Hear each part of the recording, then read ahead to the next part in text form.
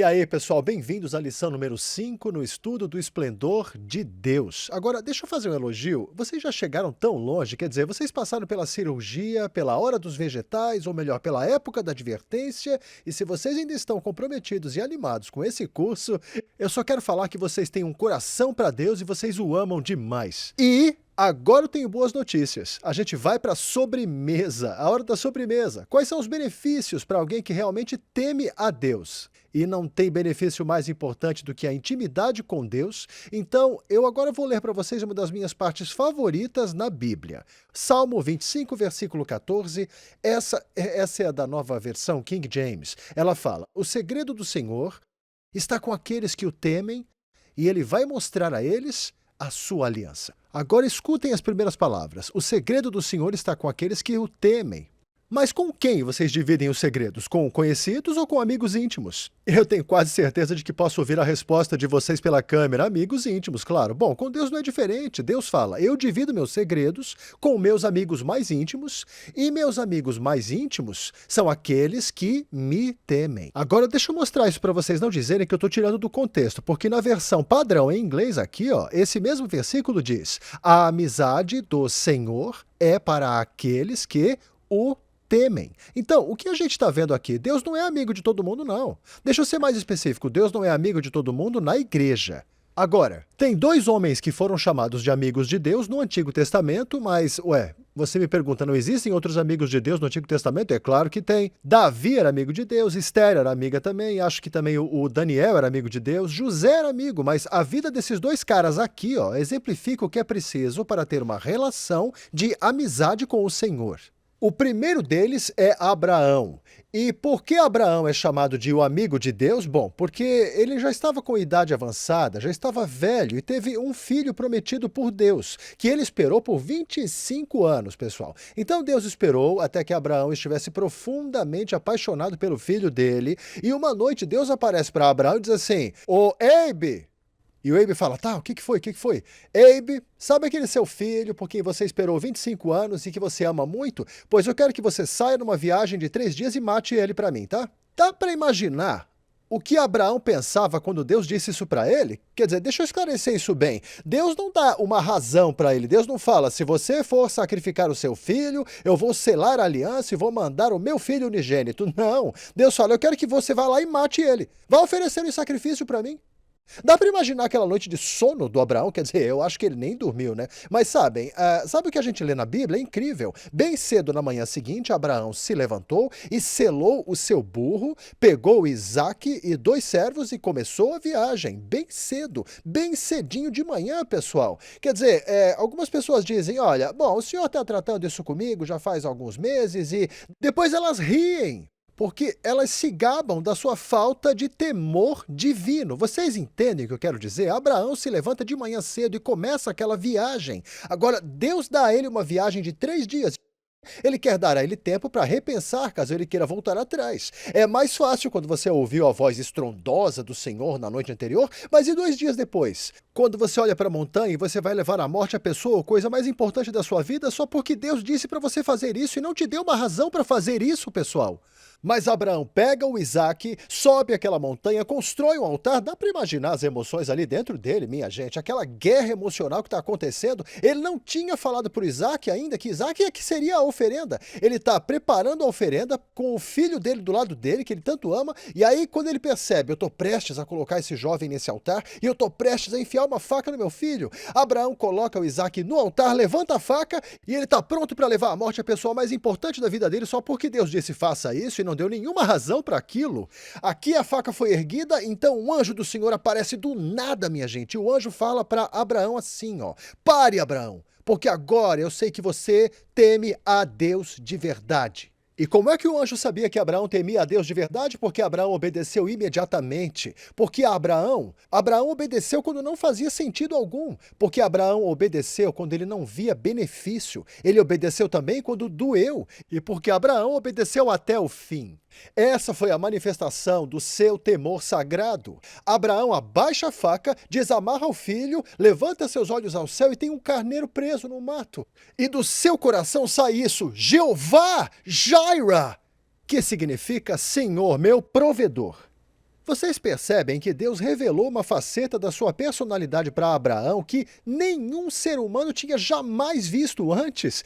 Quer dizer, é incrível quando você pensa sobre essa coisa. Tá bem, alguns de vocês podem nem estar entendendo da mesma maneira, deixa eu explicar então. Alguns de vocês me conhecem como John Bevere, o professor, não é? Alguns de vocês me conhecem como John Bevere, autor. Mas tem uma dama, e olha, ela é uma dama e tanto. O nome dela é Lisa. Ela me conhece como John Bevere, o marido, e como John Bevere, o melhor amigo, como John Bevere, o atleta. Ela me conhece como John Bevere, o pai, e também me conhece como John Bevere, o paizão. Ela me conhece como John Bevere, o amante. Mas posso falar uma coisa?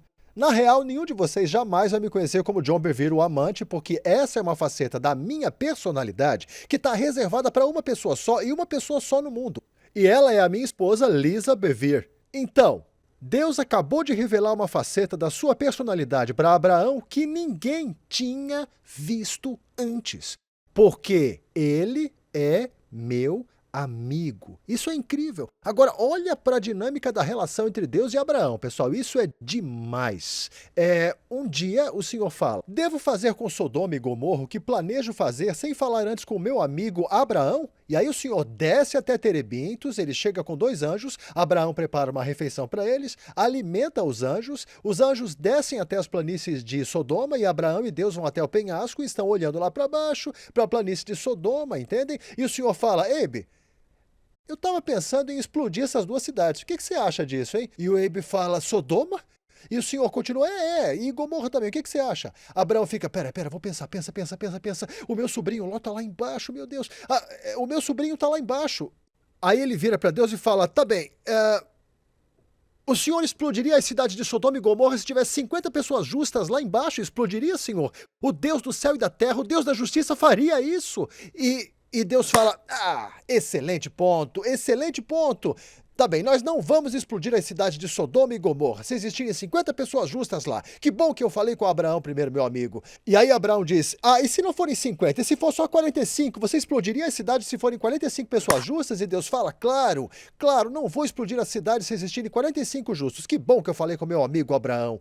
Que bom. E assim Abraão vai até chegar a 10, não é?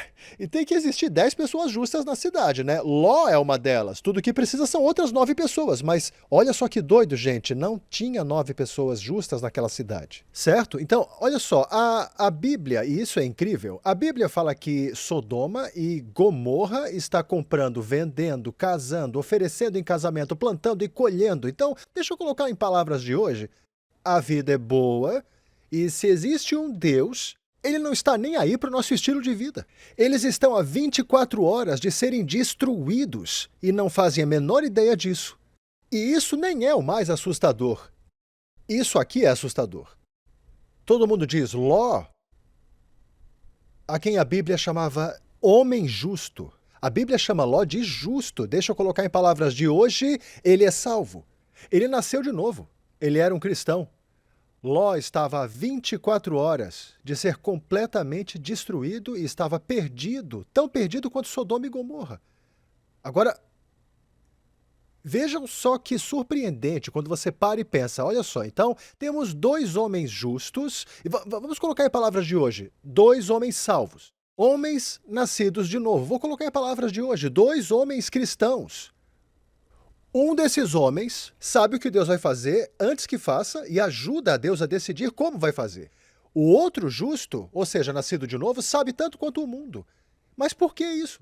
Porque esse justo aqui, ou o homem nascido de novo, teme a Deus.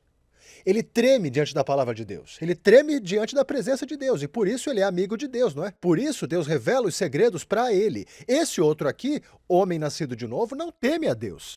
Por isso não conhece os segredos de Deus. E, olha, ele sabe tanto quanto o mundo, pessoal.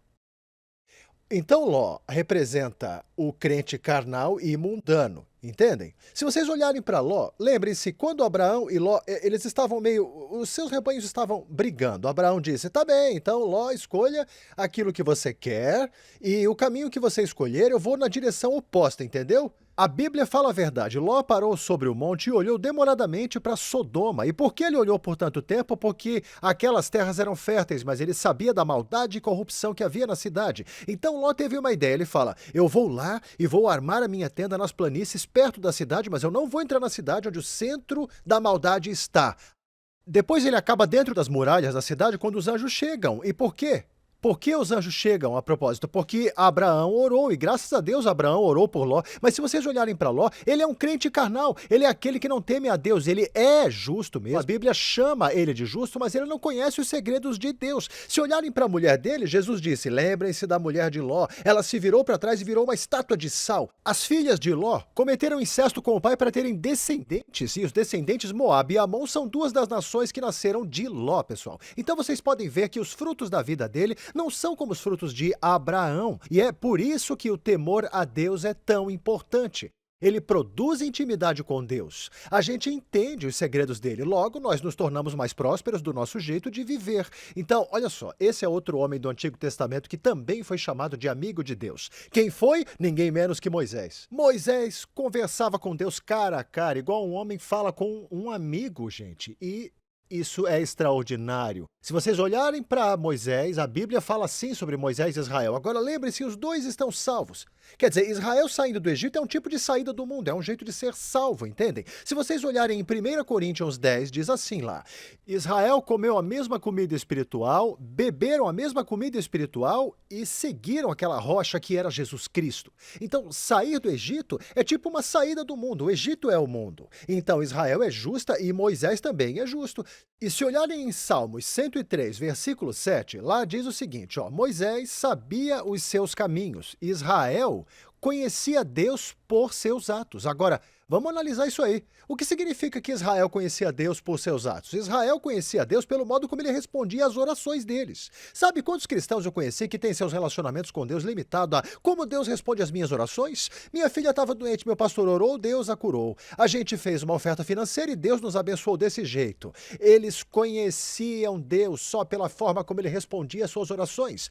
Só que Moisés geralmente sabia o que Deus ia fazer antes que ele fizesse e ajudava Deus a decidir como ele ia fazer. Na verdade, a Bíblia fala que em duas ocasiões diferentes, Moisés fez Deus mudar de ideia.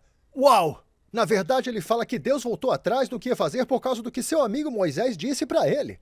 Gente, aqui tem dois grupos de pessoas justas. Israel de um lado e Moisés do outro. Um grupo conhece Deus como ele responde às orações, e o outro homem conhece a Deus e o que Deus vai fazer antes que ele faça, e faz ele mudar de ideia duas vezes.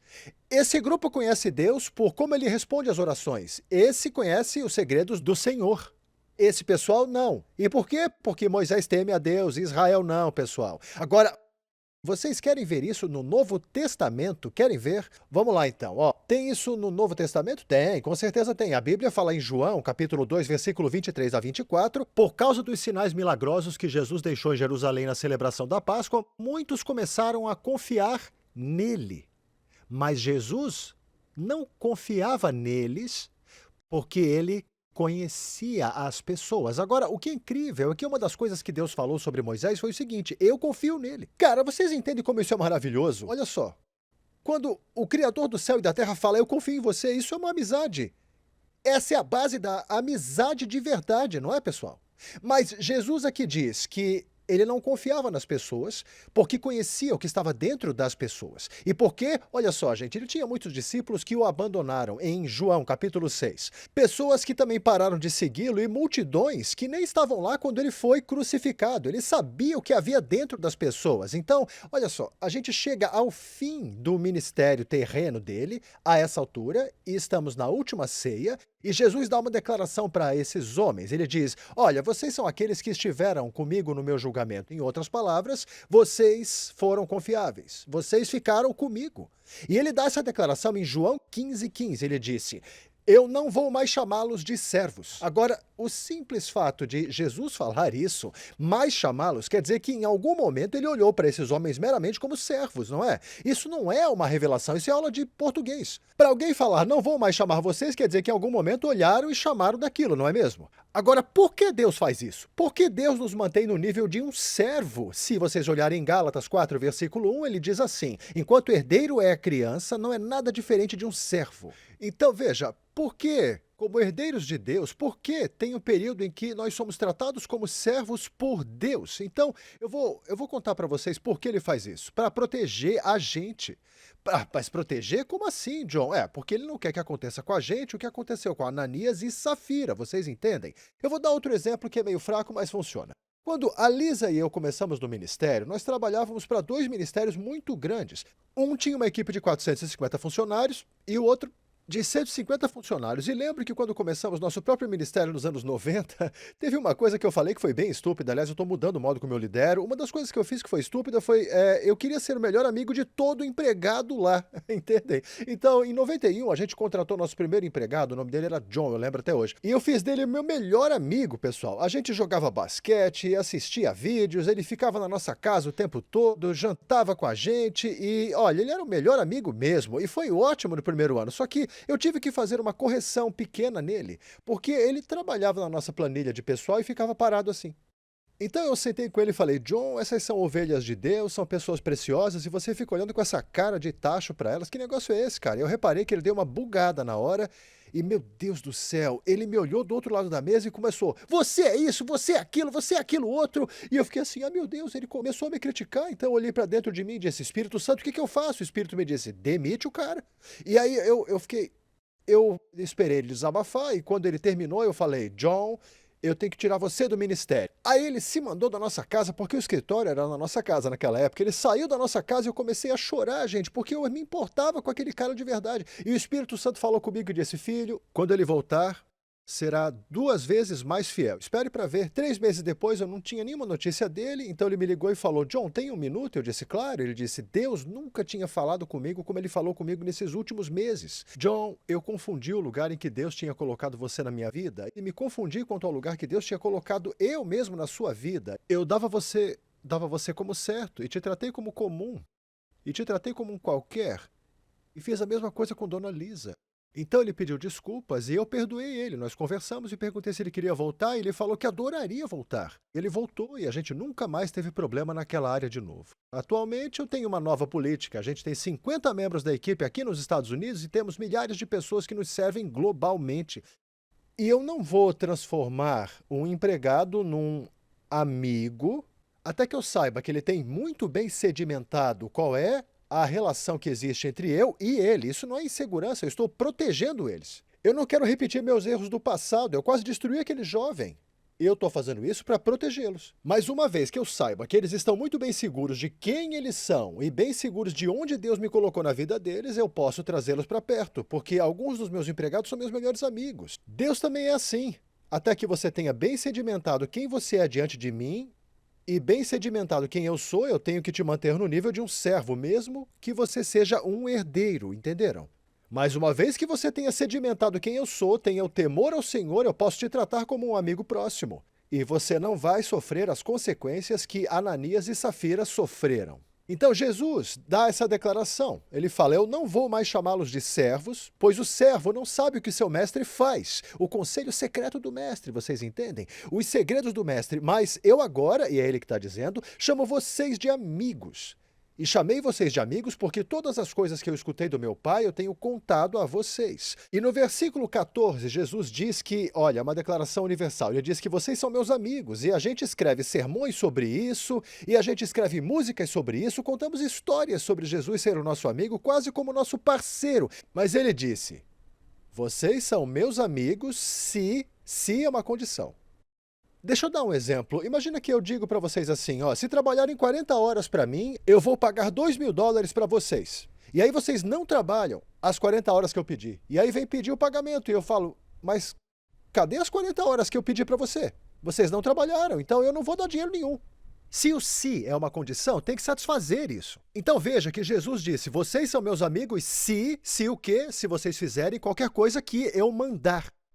Aí está o temor de Deus e o tremor diante da sua palavra. O que Jesus fala é que não é todo mundo na igreja que é meu amigo mais íntimo, mas escutem, ele deseja profundamente que todo mundo na igreja seja seu amigo mais íntimo. Mas somos nós que escolhemos o nível de relação. Não é Deus que escolhe esse nível de relação com Ele. É por isso que a gente tem que buscar o temor sagrado de Deus, porque a sua maior bênção e benefício é uma relação íntima com Jesus. Na próxima lição, eu vou analisar alguns dos outros 40 benefícios e vou ter que dar uma acelerada aqui sobre o que acontece quando a gente realmente teme a Deus. Até lá!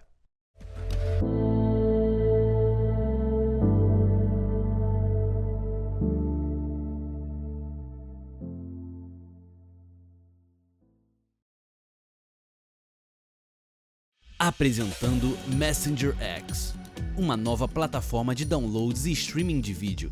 É uma biblioteca digital completa com cursos de discipulado de John e Lisa Bevere, incluindo aulas em vídeo, audiolivros, e-books, filmes curtos, bíblias e muito mais. Essa nova plataforma pode ser usada em todos os seus dispositivos e é completamente grátis em mais de 125 idiomas. Discipulado para todos em todo lugar. Baixe o aplicativo ou vá para messengerx.com.